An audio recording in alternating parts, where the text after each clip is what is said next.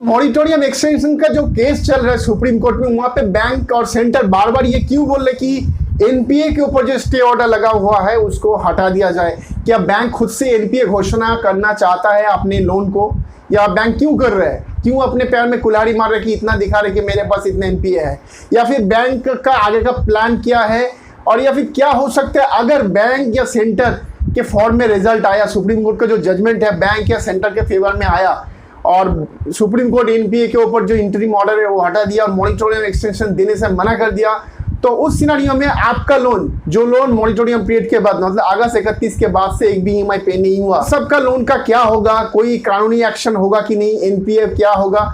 दोस्तों जो भी इंफॉर्मेशन दूंगा इस वीडियो में सारा जो है डेटा के साथ बताऊंगा, जिससे कि आपको भी क्लैरिटी रहे कि जो मैं बता रहा हूँ वो कितना जो है सच है या कितना झूठ है। और दोस्तों इस वीडियो की मदद से मैं कोशिश करूंगा आपके पास वो पिक्चर लेके आने के लिए कि आपको भी ये थोड़ा अंदाजा लगे कि जो है सुप्रीम कोर्ट में अगर ये केस हमारे फॉर्म में नहीं आता, हमारे फेवर में नहीं आता, तो वर्स्ट सिनेरियो में क्या क्या हो सकता है। तो दोस्तों मैं हूं हसन, आप देख रहे हैं यू नीड टू नो।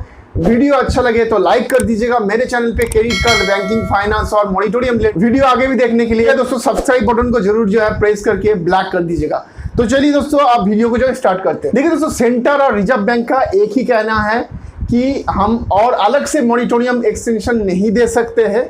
जो भी अगस्त 2020 में जो फ्रेमवर्क जारी किया था आरबीआई ने, उसके हिसाब से जो भी एलिजिबल हो गए उसको ही जो है मॉनिटोरियम एक्सटेंशन का लाभ और रिस्ट्रक्चरिंग का लाभ मिलेगा। और दूसरा जो है पूरा जो इंटरेस्ट अमाउंट है लोन के ऊपर जो मॉनिटोरियम पीरियड का अंदर, वो हम माफ नहीं कर सकते। और तीसरा जो दोस्तों मांग है, जो कि सुप्रीम कोर्ट ने, आपको ही पता है कि एनपीए के ऊपर इंटरिम ऑर्डर लगा के, स्टे ऑर्डर लगा के रखा है।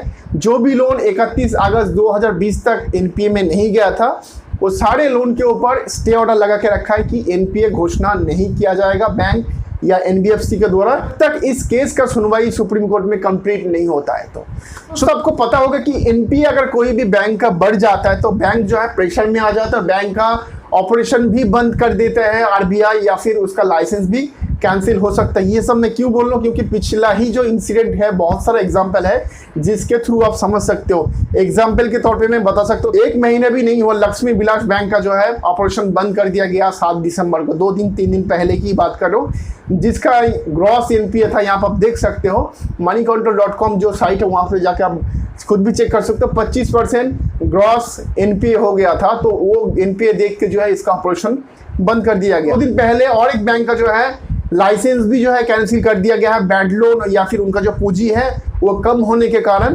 सो दोस्तों इस तरीके से जो है बैंक का लाइसेंस या ऑपरेशन बंद हो जाता है। इससे पहले भी एग्जांपल में बताऊं, येस बैंक का भी है, पीएमसी बैंक भी एग्जांपल है। ये आम सिनेरियो है जहां पे जो भी बैंक का एनपीए, ग्रॉस एनपीए बढ़ जाता है तो आरबीआई उसके ऊपर नजर रखता है और साथ ही साथ उसका जो ऑपरेशन बंद कर देता है, इधर लाइसेंस कैंसिल कर देता है, इधर उसको दूसरे बैंक से जो है मार्च करा देते हैं। सो दोस्तों ये तीनों सिनेरियो में बैंक का जो वजूद है उसके ऊपर खतरा आ जाता है। सो इस सिनेरियो में बैंक जो है क्यों चाहता है कि अपना एनपीए को जो है घोषित करना। अगर आप सोच रहे हो कि एनपीए बनने के लिए तो डिफॉल्टर, पेमेंट डिफॉल्टर होना चाहिए, बिल्कुल डिफॉल्टर होना चाहिए, क्योंकि बहुत सारे लोग जो है अभी भी पेमेंट नहीं कर। जानना चाहते हो तो कितने लोग जो है मॉनिटोरियम पीरियड मतलब अगस्त के बाद पेमेंट नहीं कर रहे, उसके लिए मैं आपको जस्ट एक डेटा दिखाना चाहूंगा, जो कि है एनपीसीआई जो है national payment corporation of India, उसने ही जो है जारी किया है लास्ट नवंबर का। मैं आपको डेटा दे रहा हूँ, यहाँ पर आप देख सकते हो द मिंट का जो है एक पोर्टल है, उसके हिसाब से 40% ईसीएस जो है फेल्ड हुआ है मंथ ऑफ नवंबर में, जो कि अगस्त में 30 से 32% था, वो स्पाइक होके जो है 40% जा चुके। मतलब 40% लोगों का जो लोन और ईएमआई का जो ईसीएस था वो फेल हो गया। तो ईसीएस दोस्तों फेल होता है, आपको पता होगा कि लोग बैलेंस मेंटेन नहीं कर पा रहे तभी जाके ईसीएस फेल होता है। सो ये 99% रीजन तो यही होता है, बाकी 1-2% हो सकता है कोई टेक्निकल इशू के लिए फेल हुआ है, लेकिन 99% तो यही रीजन होता है कि बैलेंस मेंटेन नहीं कर पा रहे तो ईसीएस फेल होता है। अब मैं दोस्तों बात करूं कि इतना लोग अगर पेमेंट नहीं कर पा रहे तो आप दूसरा सवाल ये बनता है कि कितने लोगों ने मॉनिटोरियम लिया था। दोस्तों यहाँ पे आपको मैं दिखा रहा हूँ और एक डेटा दिखा रहा हूँ, यहाँ पे आप देख सकते हो कि एसबीआई और अदर जो प्राइवेट बैंक है उसका 40% लोग, 40% दोस्तों देखो नहीं बोल रहे, यहाँ पर डेटा बता रहे 40% लगभग लोग जो है मॉनिटोरियम लिया हुआ था। ये जो 6 महीने का जो मॉनिटोरियम है वो लिया हुआ था, और उसमें से बहुत लोग हैं अभी भी मॉनिटोरियम मतलब पेमेंट नहीं कर पा रहे। सो दोस्तों 40% लोगों का मॉनिटोरियम लिया था, यहाँ पे उतना ही परसेंटेज लोगों का जो है पेमेंट ईसीएस जो है फेल कर रहे हैं। पेमेंट नहीं कर पा रहे। तो आप समझ सकते हो दोस्तों कितने लोग जो है अभी भी पेमेंट नहीं कर पा रहे। अब बात करते हैं दोस्तों रिस्ट्रक्चरिंग कितने लोगों को मिले, ये सबसे बड़ा क्वेश्चन है कि एक्चुअल में कितने लोगों को रिस्ट्रक्चरिंग मिल रहा है। क्योंकि आप बोलोगे ना कि हाँ इतने लोग अगर पेमेंट नहीं कर रहे, बैंक तो रिस्ट्रक्चर करके दे रहे हैं, तो फिर वो एनपीए में कैसे जाएगा। बिल्कुल लॉजिकली सही है। अगर कस्टमर जो लोग मॉनिटोरियम में थे उसमें से कुछ लोग रेगुलर अभी पेमेंट कर रहे हैं तो उसका तो एनपीए नहीं होगा। दूसरा कुछ लोगों को रिस्ट्रक्चरिंग दे रहे हैं तो उसका भी एनपीए नहीं होगा। तो जो बचा लोग है उसका ही एनपीए होगा। राइट, करेक्ट, आप सही बोल लो। लेकिन अब सवाल ये बनता है कि दोस्तों कितने लोगों को रिस्ट्रक्चरिंग मिल रहा है। देखिए दोस्तों, इसको बताने के लिए देश का सबसे जो बड़ा बैंक है, सरकारी बैंक है एसबीआई, उसका मैं दिखाना चाहूंगा। देखिए दोस्तों, यहाँ पे एसबीआई का जो डेटा बोल रहे हैं, ये मैं खुद नहीं बोल रहा, ये डेटा बोल रहे हैं मिंट का। ये यहाँ पे आप देख सकते हो कि ओनली जो है 4000 लोगों को, 4000 लोगों को खाली जो है रिस्ट्रक्चरिंग बेनिफिट मिला। आप सोच सकते हो एसबीआई कितना बड़ा बैंक है, कितना लोगों को लोन देता है। उतना बड़ा बैंक का 40% लोगों ने मॉनिटोरियम लिया था, उसमें से खाली जो है 4000 लोगों को जो है खाली आपको रिस्ट्रक्चरिंग मिला है। तो आप समझ सकते हैं कितने लोगों को रिस्ट्रक्चरिंग नहीं दिया गया, नहीं मिल रहा है। सो कितने लोगों का जो लोन है वो बैड लोन होने के लिए तैयार। अभी अगर आप सोच रहे हो कि बैड लोन का काउंट तो कम ही होगा क्योंकि ये जो लोग सिर्फ मॉनिटोरियम लिए थे उन्हीं लोगों का, बिल्कुल ऐसा नहीं है। क्योंकि आपको पता है कि सुप्रीम कोर्ट ने लास्ट 3 महीने से जो स्टे ऑर्डर लगा के रखा है, राइट। लेकिन ऐसे बहुत सारे लोन है जो क्यू में है एनपीए होने के लिए। पहले से ही जो है 5 से 10% का एनपीए पहले से ही है। जब कोविड स्टार्ट हुआ तो उससे पहले से ही 5 या 10% का पहले से ऑन एन एवरेज है। 1-2 बैंक छोड़ के, जैसे एचडीएफसी हो गया, कोटक महिंद्रा हो गया, इन लोगों का एनपीए जो है बहुत कम है, 1-2% में है। लेकिन अगर मैं बात करूँ एसबीआई, आईसीआईसीआई बैंक बोलिए या फिर अदर एक्सिस बैंक बोलिए या फिर पीएनबी का, तो खैर बहुत ज़्यादा है 16%। सो ऐसे बैंक का जो है 5 से 10% के बीच में ऑन एन एवरेज आपको मिल ही जाएगा।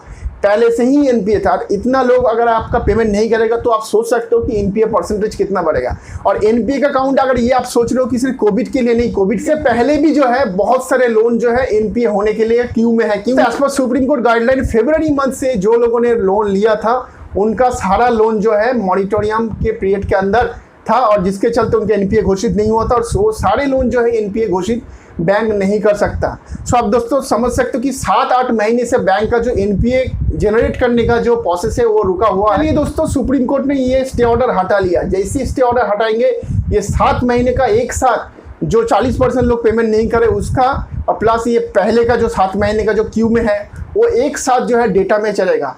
तो एक साथ अगर डेटा में चलेगा, आप सोच सकते हो कि कितना परसेंटेज में वॉल्यूम में दोस्तों बढ़ सकते हैं एनपीए परसेंटेज। सो जिन बैंक का पहले से 5 से 10% है, उस बैंक का अगर मान के चलिए मिनिमम जो है 15% भी अगर हो जाता है तो कितना हो जाएगा एनपीए? 25%। सो आपको पता है इससे पहले 15, 20, 22% पे बैंक का लाइसेंस बंद कर दे रहा है या फिर ऑपरेशन बंद कर दे रहा है। सो यहाँ पे अगर 25-30% चला जाएगा तो बैंक का हालत क्या होगा? उस बैंक का जो है शेयर प्राइस का हालत क्या होगा मार्केट में, सोचिए। सो आप कंसर्न आ रहे कि इतना कुछ अगर हमको पता है तो बैंक इसके बारे में स्टेप क्यों नहीं ले रही, या फिर बैंक का आगे का प्लान क्या है कि बैंक हर बार ये क्यों कोशिश कर रहे हैं कि सुप्रीम कोर्ट में बोल रहे हैं कि इसके एनपीए को हटा दे।